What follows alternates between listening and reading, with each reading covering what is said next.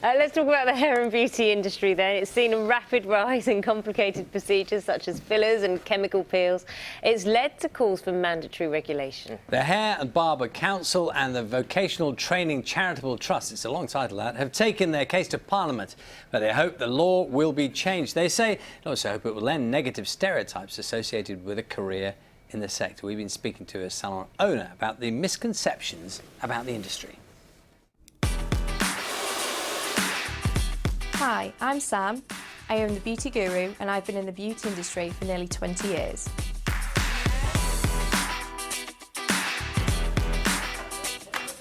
Unfortunately, our industry is portrayed as a load of brainless bimbos that choose beauty because they're really not very good at anything else. I went to a private school, I got a scholarship. I think that the stereotype of beauty therapists sometimes can be something that isn't how it should be. I did a BTEC National Diploma in Beauty Therapy at college, and that was a 2-year course. It was actually really in-depth, and we studied modules such as law, accounting, science, anatomy and physiology, and marketing as part of our course.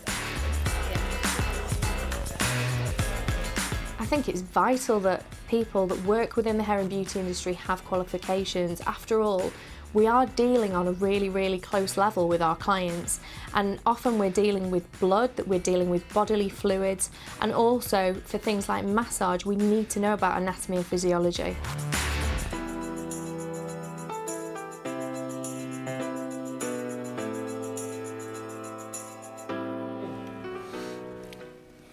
So Keith Conniford is the head of the Hair and Barber Council and joins us now. Good morning. Good morning.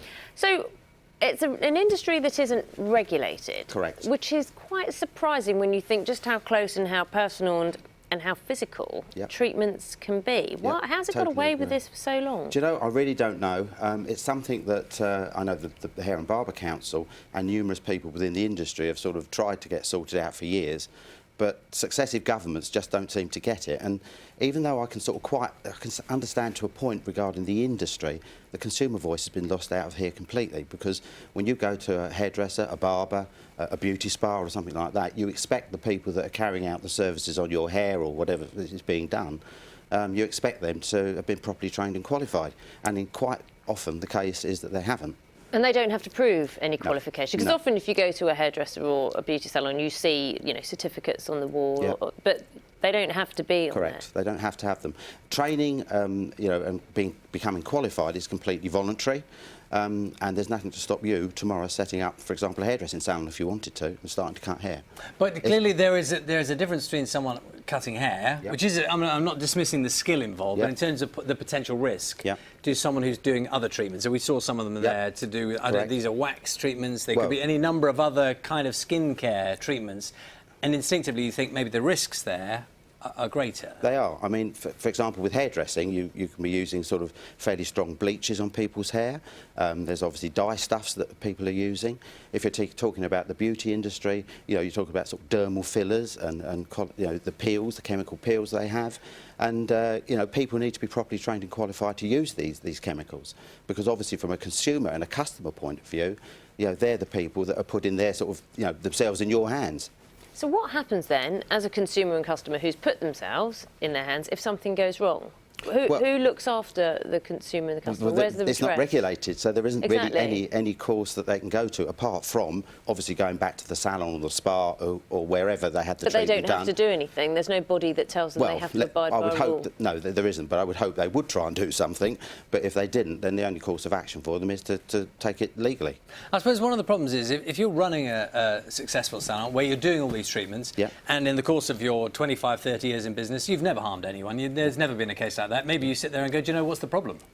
Well, fine, if that happens, but it doesn't happen all the time, and there's no way of protecting the customer and indeed raising standards and quality of our industry if there's no regulation at all. So what's the answer then? What do you want? Well, the Hair and Barber Council is a statutory authority that was set up by an Act of Parliament in 1964, if you can remember, if you can believe it, not remember it. Obviously we're in 2017 now. It's totally outdated, but it set up a voluntary register, and the register was there so that people could voluntarily sort of sign up to it, prove their qualifications and become what we call state registered hairdressers. And that is still in place now, so people can voluntarily do that. They can't become... Well, it's not, because they can't become a state registered hairdresser with us unless they prove their qualifications, so that in itself is good. But if somebody isn't qualified and they choose not to try and register, which they wouldn't be able to without the relevant qualifications and experience, they don't have to do it. So it's a sort of situation with no teeth. Interesting talking to you. Keith Conniford. It's going to make a lot of people think, if they're having their weekend hair appointments this week, to look for those certificates. Thanks very much for talking to us. Thank you very much indeed for having me. Let's see, time now is 9:48. You're watching Breakfast.